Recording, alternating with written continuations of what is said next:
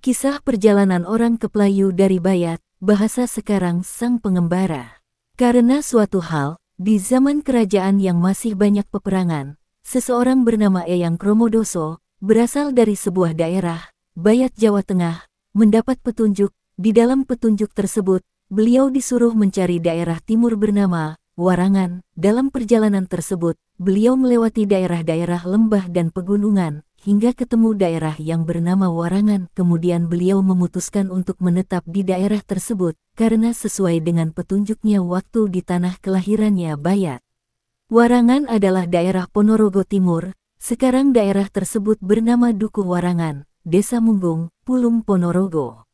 Eyang Kromodoso babat alas, kemudian mendirikan rumah kayu beratap alang-alang, dan bermukim di situ. Hingga suatu hari daerah tersebut semakin ramai banyak pencurian. Suatu ketika sempat kejar-kejaran dengan maling, Eyang Kromodoso sempat tersandung celana kombor hingga terjatuh, dan dihujani tumbak oleh maling tersebut.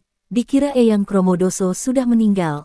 Maling tersebut kemudian pergi. Anehnya Eyang Kromodoso bangun dan tidak ada luka sedikitpun. Hari demi hari berjalan Eyang Kromodoso berpikir, bila tempatnya bermukim sudah tidak aman, kemudian beliau memutuskan untuk pindah, dan berjalan lagi ke arah utara, naik bukit turun bukit, kemudian menemukan tempat yang aman. Tempat tersebut dekat sumber air, jadi mudah untuk menunjang kehidupan. Sekarang sumber tersebut bernama Sumber Air Ngelotundan.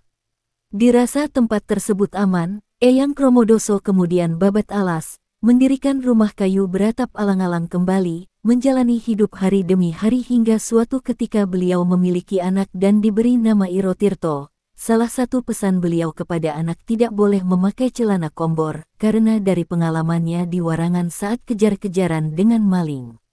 Mukim beliau berada di dekat sumber air, ada pohon loa besar, sekarang bernama Ngelotundan, Kerajaan, Desa Wayang Kecamatan Pulung Ponorogo. Kelanjutan kisah Eyang Kromodoso dari Bayat hidup dan bermukim di Tundan Kerajaan Desa Wayang Kecamatan Pulung Ponorogo. Bertahun-tahun hidup bersama keluarga bercocok tanam bertani untuk kelangsungan hidup, Eyang Irotirto beranjak dewasa dan menikah memiliki 3 anak diberi nama, Mbah Torso, Mbah Tokarso dan Mbah Toimin. Suatu ketika karena sudah sepuh Eyang Kromodoso meninggal dunia, dikarenakan tujuan dan mukim awal beliau ada di Warangan, Eyang Kromodoso dimakamkan di makam Warangan, Desa Munggung. Setelah bapaknya meninggal kemudian Eyang Irotirto melanjutkan perjuangan bapaknya, menjalani hidup dengan keluarga dan ketiga anaknya. Bertani berkebun, hingga suatu hari anak pertama Eyang Irotirto yang bernama Eyang Torso dewasa kemudian menikah dengan seseorang wanita bernama Eyang Koni. Kemudian beliau memiliki 3 anak bernama Mbah Kasemo, Mbah Sanimin dan Mbah Tamirah.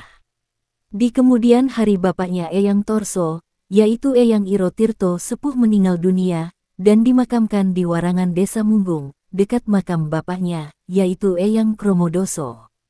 Kemudian kisah Mbah Torso berlanjut menjalani kehidupan dengan Mbah Koni dengan ketiga anaknya yaitu Mbah Kasemo, Mbah Sanimin dan Mbah Tamirah. Sedangkan adik-adiknya Mbah Torso yang bernama Mbah Tokarso menikah dengan Mbah Simus, dan bermukim di Kelung, Beiring, Pulung, sedangkan Mbah Toimin bermukim di Sumoroto Ponorogo. Berlanjut kisah Mbah Torso di Tundan, hari demi hari telah dilalui hingga suatu ketika istri Mbah Torso yaitu Mbah Koni meninggal dunia. Mbah Torso hanya hidup dengan ketiga anak-anaknya tanpa istri. Dan suatu ketika Mbah Torso yang statusnya duda menikah lagi dengan Mbah Kasinem. Dengan istri kedua Mbah Torso dan Mbah Kasinem dikaruniai 4 anak bernama Mbah Somin, Mbah Minah, Mbah Sinem dan Mbah Simis. 1. Kisah anak turun Mbah Torso dengan Mbah Koni istri pertama yaitu Mbah Kasemo, Mbah Sanimin, Mbah Tamirah. 2. Kisah anak turun Mbah Torso dengan Mbah Kasinem istri kedua yaitu Mbah Somin, Mbah Minah, Mbah Sinem, Mbah Simis. Kisah lengkapnya silsilah Trah dari Bayat, dan anak turunnya, akan saya tulis di lain waktu. Penulis kisah, Joko Hartoyo, turun ke-6 dari Eyang Kromodoso. Sumber, dari Eyang Somin dan Bapak Kadir. Hormat saya kepada anak turun Trah dari Bayat, bila ada kurang lebihnya bisa menghubungi saya. TTD, Joko Hartoyo. Ciri terah dari Bayat, kuku tangan dan kaki sigar tengah, terutama kuku jempol, walaupun tidak semua keturunannya seperti itu. Terima kasih, ada kurang lebihnya mohon maaf.